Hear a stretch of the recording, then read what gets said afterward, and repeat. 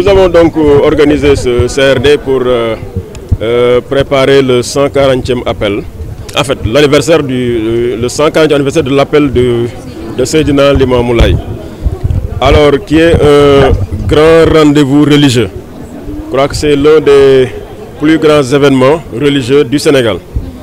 Et en conformité avec les instructions des autorités supérieures, nous avons voulu accompagner le comité d'organisation pour que l'événement puisse se dérouler dans d'excellentes conditions. Et par rapport à cela, nous avons passé en revue l'ensemble des sollicitations exprimées par le comité d'organisation.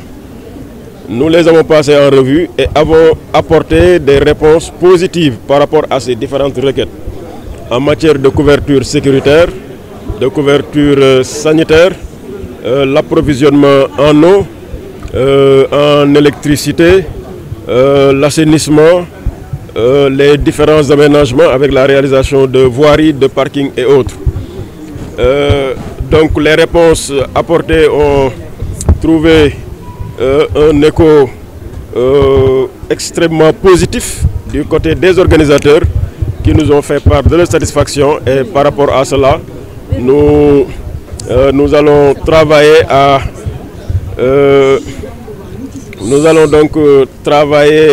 à respecter ces différents engagements et qu'à terme, vraiment que toute la communauté puisse montrer sa satisfaction. Concernant l'axe Cambérène-Malika, je peux dire le pont de Cambérène, quelles sont les solutions qui ont été prises là-dessus?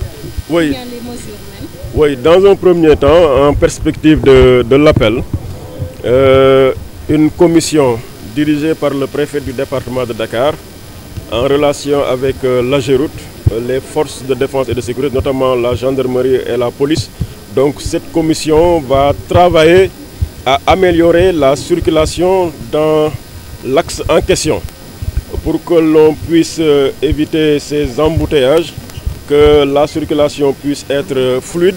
Maintenant, après l'appel, évidemment, les travaux déjà engagés vont se poursuivre.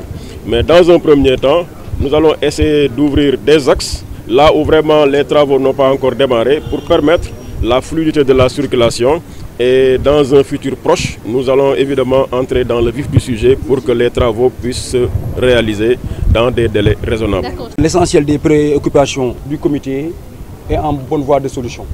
Maintenant, cela va sans dire qu'il y a des problèmes liés à des aspects de mobilité, surtout liés notamment, principalement aux travaux qui ont été entamés sur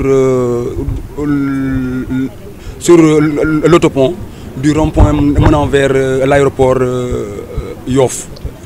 Nous avons insisté sur ce point. Pourquoi? Parce que en temps normal, les travaux qui sont en train d'être menés constituent un goulot d'étranglement par rapport à la circulation des personnes et des biens.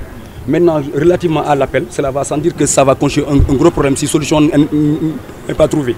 Nous demandons donc à l'autorité administrative, en l'occurrence le gouverneur, de prendre toutes les dispositions pour assurer une bonne circulation. Maintenant, il a proposé la mise en place d'un comité présidé par le préfet pour voir les voies et moyens. En tout cas, nous avons fait des propositions.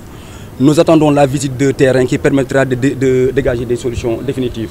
L'autre aspect relatif à la circulation des personnes concerne l'accès et la sortie du village de Cambérène, qui est un des lieux phares où se tiendra la cérémonie de l'appel.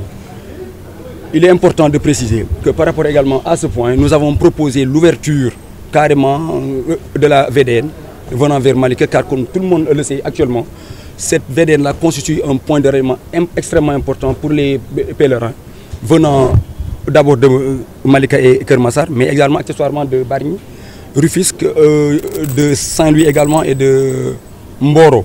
Donc il est important pour nous d'assurer cette ouverture de voie-là.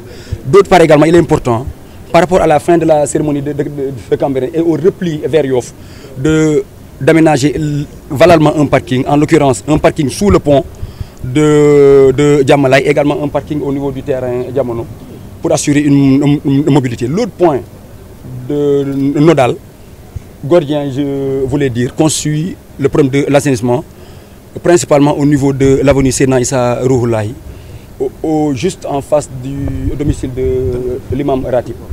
Ce point-là est extrêmement important parce qu'il est inconcevable pour le comité d'organisation de constater que le lieu saint de Yoff continue à accueillir des eaux stagnantes. Par rapport à l'appel, des solutions ponctuelles seront trouvées, mais nous avons demandé une solution définitive et voilà, apparemment il se pose un problème de budget. Nous en appelons à l'intervention du président de la République, haute autorité de l'État, pour trouver une solution définitive à ce problème-là.